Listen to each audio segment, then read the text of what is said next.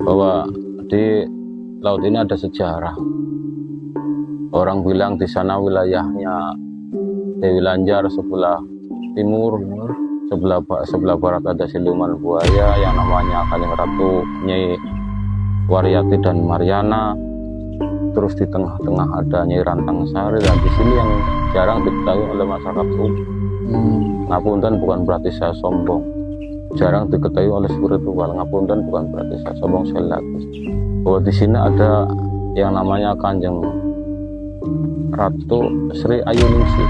Kadang sering menampakkan naik ke darat, menampakkan kepada para manusia itu jelas dalam wujud manusia. Yang saya makhluknya saya makhluknya saya benar-benar apik, ayo kalisnya tebel. Posisi saya duduk saat ini, beliau lagi duduk, itu tadi saya masih komunikasi batin saya sama beliau, dia ada di sini. Assalamualaikum warahmatullahi wabarakatuh. Salam Rahayu. Apa kabar seluruh Gromet? Kembali lagi di SMN Pantura Podcast bersama saya Robi Panca dalam segmen Gromet Gromyah Medeni.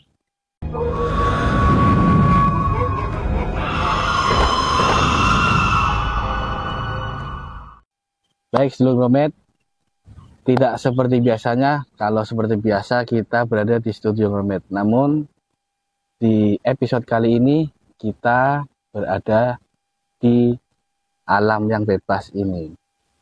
Di sini nanti akan ada sejarah yang akan diceritakan oleh narasumber kita. Namun sebelum narasumber kita bercerita, berbagi kisah medeninya di sini, tidak lupa saya ingin mengingatkan, kalau kita bercerita, mendengar atau membaca kisah-kisah medeni, mereka akan ikut mendekat bersama kita. Tak lupa juga saya mengucapkan terima kasih pada seluruh Gromet yang sudah menyaksikan video-video di channel Gromet. Oke, langsung saja kita sapa narasumber kita kali ini yang sudah tidak asing lagi, yang sudah beberapa kali berbagi kisah medeninya. Langsung saja Bapak Hadi. Pak Hadi, apa kabar Pak? Alhamdulillah ya baik. Sudah beberapa kali ini ya Pak Hadi. Yes. Berbagi kisah medeninya terkait sejarah-sejarah di wilayah sini ya Pak. Ini ada di tempat ini, tempat apa namanya Pak? Ini ada sejarah apa di sini Pak? Nanti kebetulan gini Pak, saya memang sudah menjadi wiridan, dalam arti wiridan sudah menjadi kebiasaan. Saya komunikasi dengan penguasa-penguasa laut. Mungkin hampir 2 kali 3 kali sehari. Kadang 1 minggu sekali, 2 minggu 3 hari sekali, pasti kesini insya Allah. Kadang malam, kadang siang. Kebetulan ini pas waktu siang hari saya punya tamu, memang saya punya tamu ngeruat di laut, dan alhamdulillah ya itu tadi, bahwa di laut ini ada sejarah. Orang bilang di sana wilayahnya Dewi Lanjar, sebelah timur. Sebelah barat ada siluman buaya yang namanya Kanjeng Ratu Nyai Waryati dan Mariana. Terus di tengah-tengah ada Nyai Rantang Sari, dan di sini yang jarang diketahui oleh masyarakat umum. Ngapunten bukan berarti saya sombong. Jarang diketahui oleh spiritual. Ngapunten bukan berarti saya sombong, sekali lagi. Bahwa di sini ada yang namanya Kanjeng Ratu Sri Ayuningsih. Sri Ayuningsih Pak. Ada Sri Ayuningsih. Konon Sri Ayuningsih itu anaknya raja pada zamannya dulu. Itu memang Sri Ayuningsih agak sedikit badar beling. Ibaratnya cara anak sekarang gue anak pang lah cara saya itu ya, sering dolan dewek. Berandul di truk ya Pak? Berandul di truk. Namun dulu kan mungkin nggak ada truk, adanya mungkin kereta ya. Kereta kencana atau kuda. Itu jalan di pesisir laut. Ya pesisir laut dah. Dengan sendirinya walau bisa pada zamannya dulu, entah kenapa itu kebawa arus, kebawa ombak, dan hilang beserta keretanya, hilang beserta tumbakannya. Ada zaman dulu. Nah, kenapa saya tahu di sini ada Sri Ayuningsih? Yang ngapunten bukan berarti saya sombong lagi, tidak. Saya ngerti beliau Sri Ayuningsih suatu ketika saya wasilah di rumah, terus didatangi oleh beliau penguasa laut kidul, datang ke rumah saya. nak silahkan silaturahim ke wilayah utara. Saya bingung silaturahim ke siapa. Terus intinya saya disuruh ke laut. Nah setelah saya nyampe ke laut, beliau datang bersama beliau yang namanya Sri Ayu Ningsi. Sri Ayu Ningsi. Terus dikenalkan sama ibu. Nah ini namanya Sri Ayu Ningsi. Ini asli masih perawan cantik, utuh memang. Cantik, bener-bener cantik. Kadang sering pakai kerudung kuning, kerudungnya kuning, bukan bajunya tapi kerudungnya kuning. Dan bajunya agak merah-merah jambu, tapi kerudungnya kuning. Malah jujur saya sering beberapa kali dikasih mustika pegangan, nitip awak. Ini badan saya di sini, ini buat pegangan. Saya nitip mustika ini silakan pegang, tapi karena saya nggak butuh kayak gitu. Emang apa sih arti kayak gitu sih?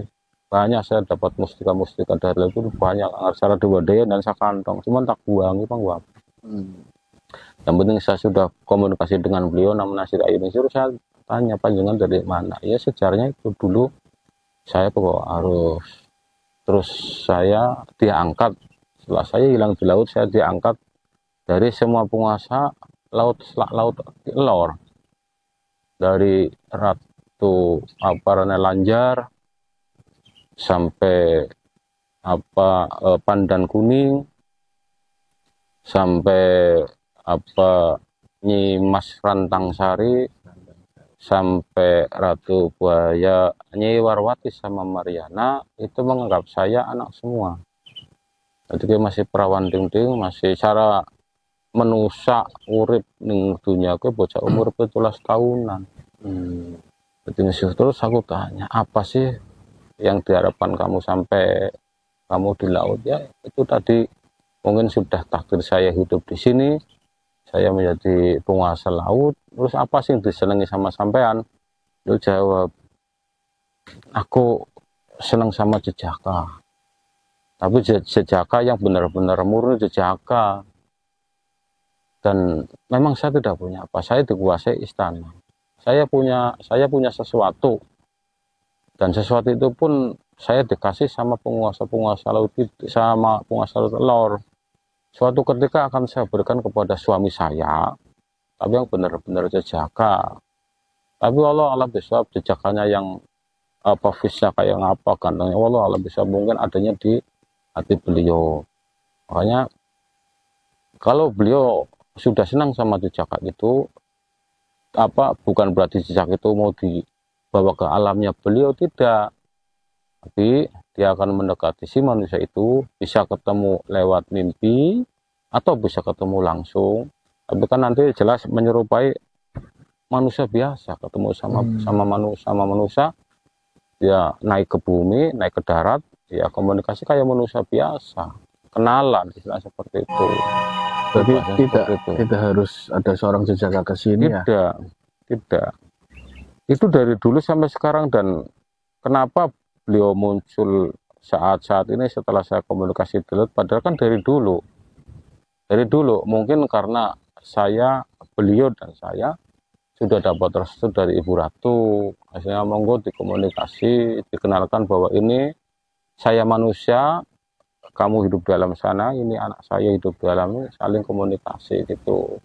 Makanya setiap saya ke laut itu bukan kemauan saya, itu atas perintah beliau. Sana main ke wilayah utara, ke laut utara, ketemu sama saudara yang ada di sana, itu begitu. Itu tadi sosok Nyai siapa tadi? Sri Ayu Ningsi itu detailnya seperti apa, Pak?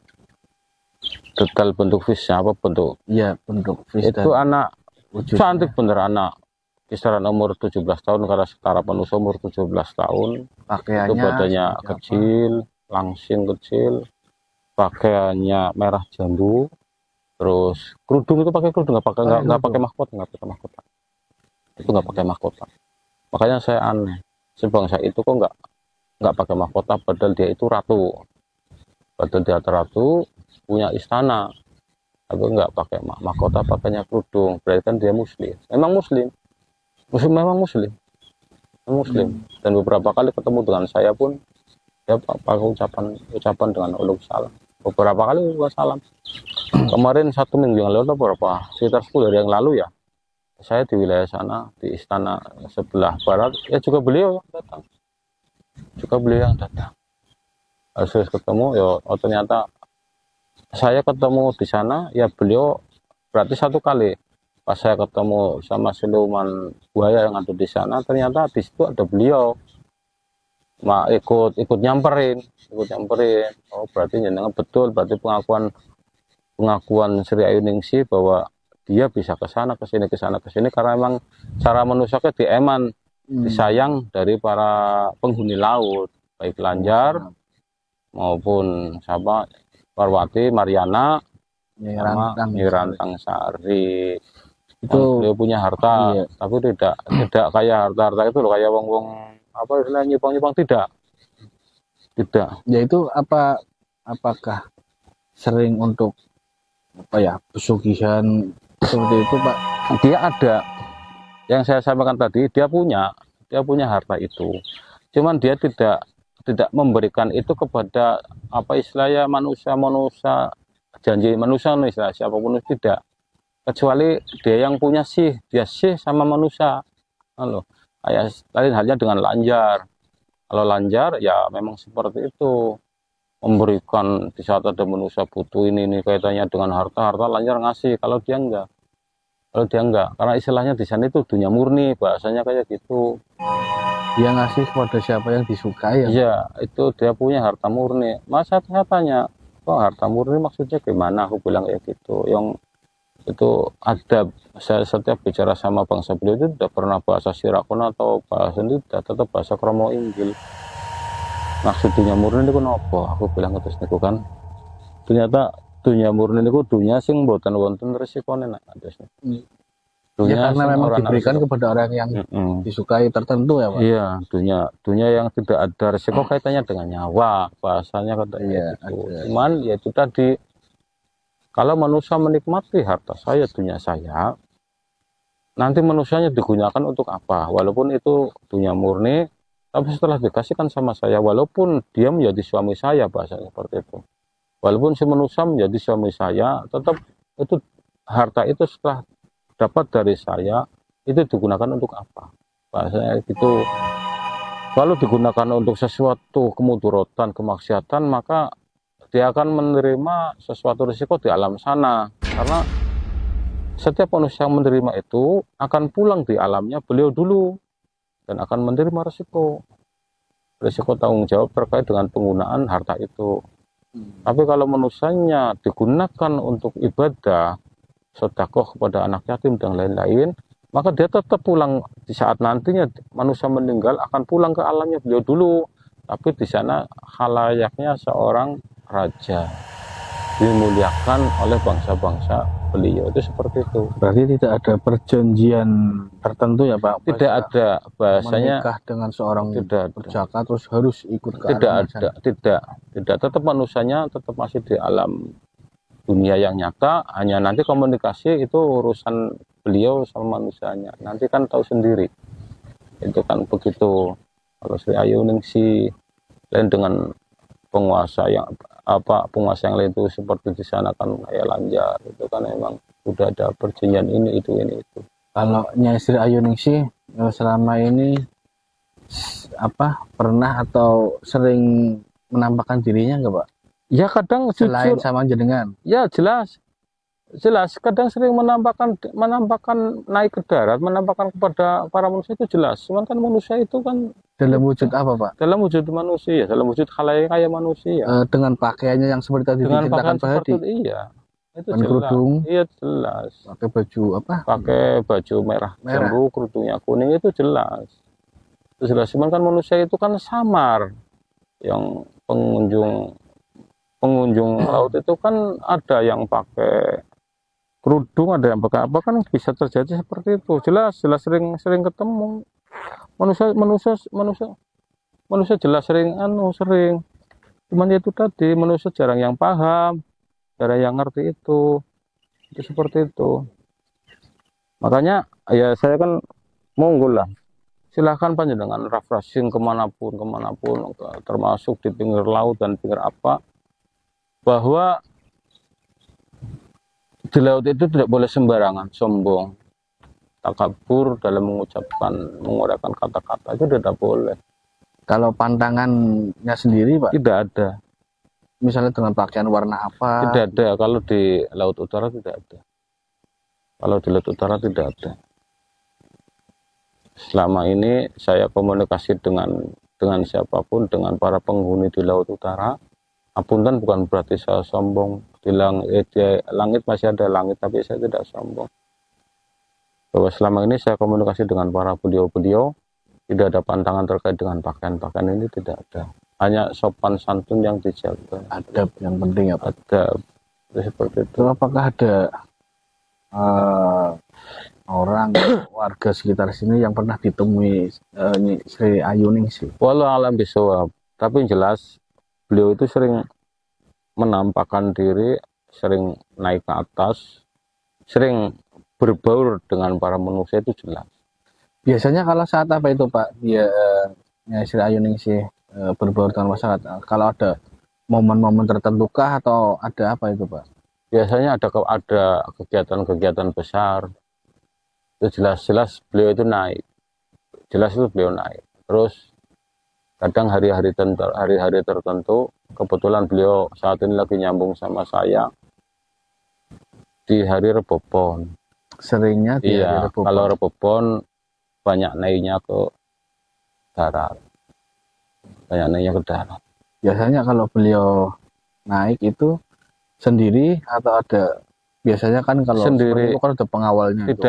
Beliau tidak bersama apa istilahnya ajudan atau apa, tidak. Beliau sendiri.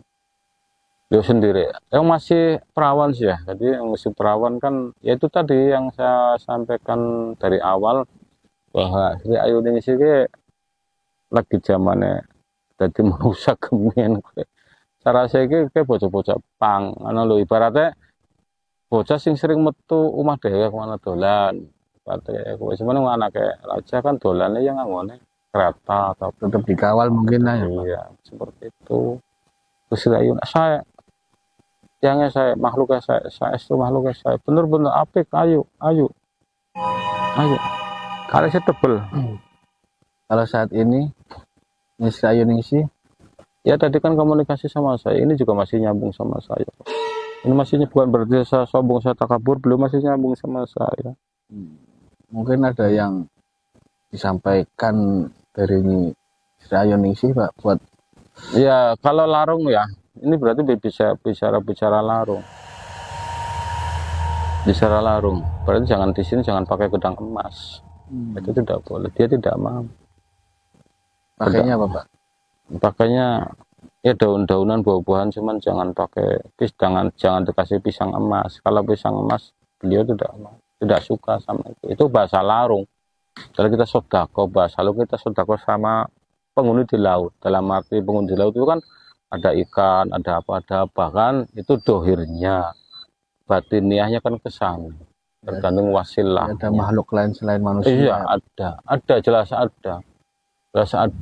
Makanya silahkan mereka yang tidak percaya dengan adanya barang gaib, ya monggo itu hak mereka. Tapi monggo nanti bisa dibuktikan melalui ritual bareng dengan saya, monggo duduk di laut dengan saya, dengan apa istilah media yang diperlukan, apa saja kita komunikasi monggo. Tapi setelah itu saya tinggal, nanti sing jelas aja melayu lah. Aja melayu, bahasanya seperti itu. Aja melayu, jangan lari. Kalau boleh tahu lokasi persisnya istana Ayuningsih di sebelah mana Pak? Ini tuh di Anjungan. Di sini. Di sini yang saya dudukin sini itu lokasinya. Ini yang saya dudukin lokasi Ayuningsih. Makanya kan tadi sebelum saya ngobrol sama saya komunikasi dengan beliau dulu. Saya izin dulu kan. Tetap saya izinnya sama ibu. Sama ibu penguasa Laut Kidul, sama ibu saya izin sama beliau, Bu, saya mau komunikasi sama Sri Ayuningsih terkait cerita sejarah. Ya monggo. Yang penting bahasanya sopan nggih. karena beliau nggih sami makhluke sing damel jagat, sing ngendhone jagat. Walaupun manusia niku makhluk sing sempurna. Terus niku tetap apapun yang aku kerjakan di laut, termasuk tadi saya ngeruat ya di laut, itu saya wasilahnya ke beliau, karena banyak yang salah persepsi, Pak. Ngapunten, sekali lagi saya ngapunten, bukan berarti saya sombong, hak saya tidak sombong. Banyak persepsi yang keliru terkait Seperti apa, Pak? terkait dengan Ibu Ratu Kidul. Ngapunten. Banyak mereka yang beliau orang pintar spiritual dan yang lain-lain mengaku bahwa sering ketemu komunikasi dengan Bu Ratu Kidul, itu banyak yang kurang pas, menurut persepsinya kurang pas, bahwa kalau saya tak jabarkan terkait Ibu Ratu Kidul, apa saya nanti dikira saya sombong, dikira saya satu-satunya yang sering komunikasi dengan beliau, dikira saya gitu. Padahal Ibu Ratu Kidul, saya nyambung ke sana ya, Ibu Ratu Kidul itu wujud yang tidak bisa dirupai, yang tidak bisa disamarkan oleh makhluk-makhluk penghuni laut yang lain. Karena Ibu Ratu Kidul itu punya ajudan, punya dayang yang tidak bisa dihitung oleh jari. Makanya di situ Ibu memberikan kebebasan kepada dayangnya, silahkan untuk mengakui sebagai saya, komunikasi dengan makhluk-makhluk para manusia yang serakah, itu aslinya seperti itu. Nyerupai silahkan seperti saya, tapi kamu komunikasi dengan manusia yang serakah, yang ubudunya, monggo. Itu aslinya seperti itu. Silahkan komunikasi dengan siapa, seolah-olah bahwa diri kamu itu saya. Padahal sejatinya Ibu Ratu Kidul ya Ibu tidak bisa rubah, tidak mau rubah menyerupai siapa itu bisa. Tapi kalau dayangnya bisa rubah seperti makhluk yang lain selain dia, bisa rubah dari makhluk yang jelek, bisa rubah dari orang tuh seperti itu. Tapi kalau Ibu ya Ibu, maka Ibu punya ciri khas yang tidak diketahui oleh manusia ahli spiritual dan tidak diketahui oleh siapa. Hanya Ibu yang tahu. Apunten, bukan berarti saya sombong. Saya tidak sombong. Yang kebenaran itu milik Gusti Allah. Saya manusia biasa.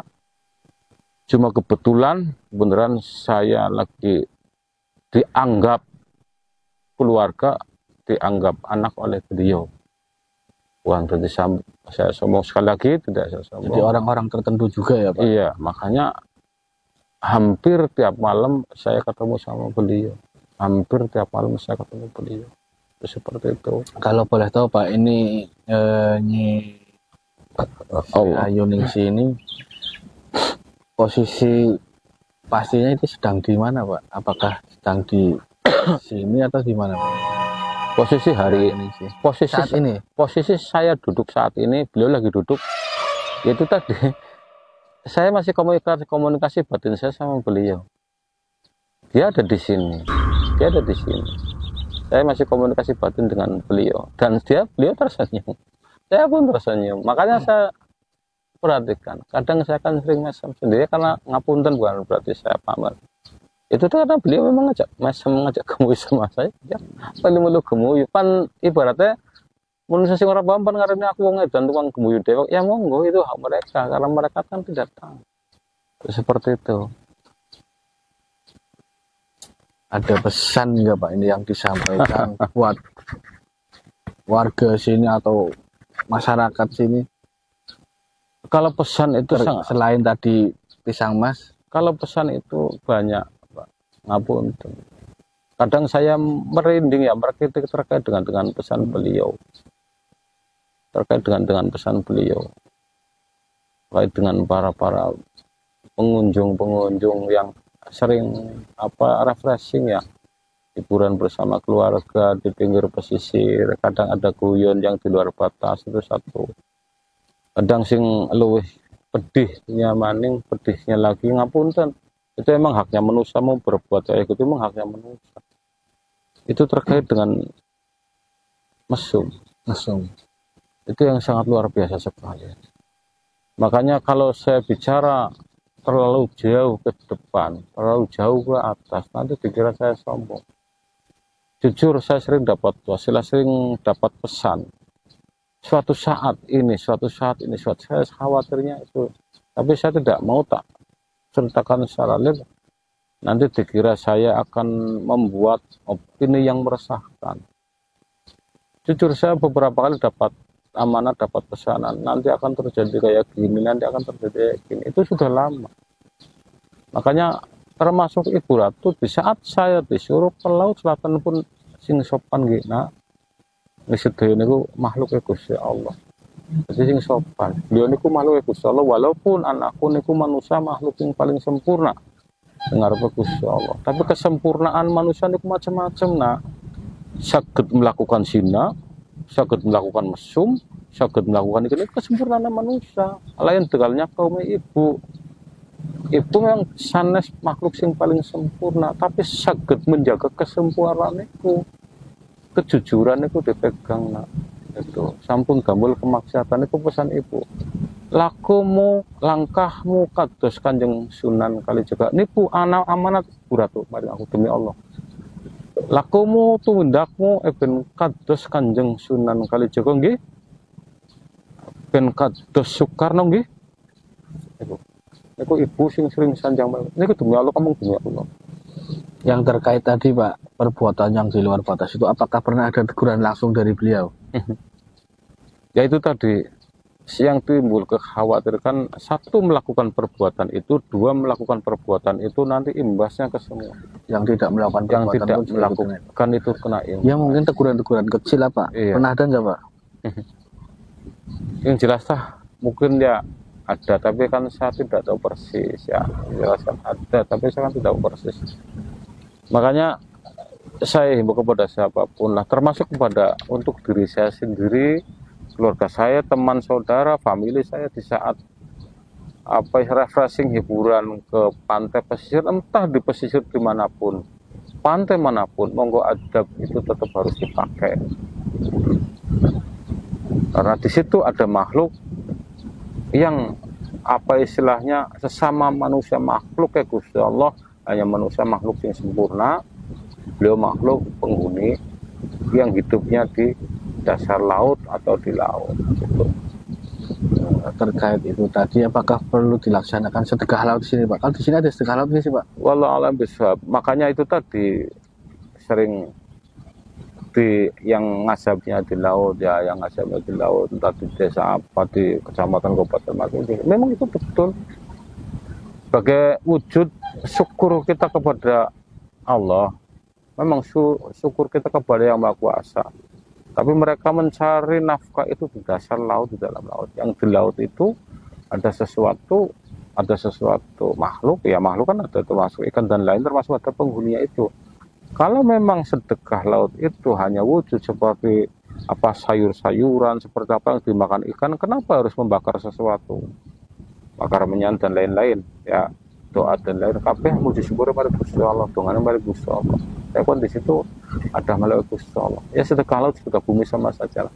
Bahwa kita muji syukur pada Gusti Allah melalui wasilah sing ana ning laut, kabeh sejatine Gusti Allah kan seperti itu. Dengan caranya berbeda-beda. Cara berbeda, metode yang beda-beda. Intinya kita luru keselamatan, muji syukur pada Gusti Allah. Ya.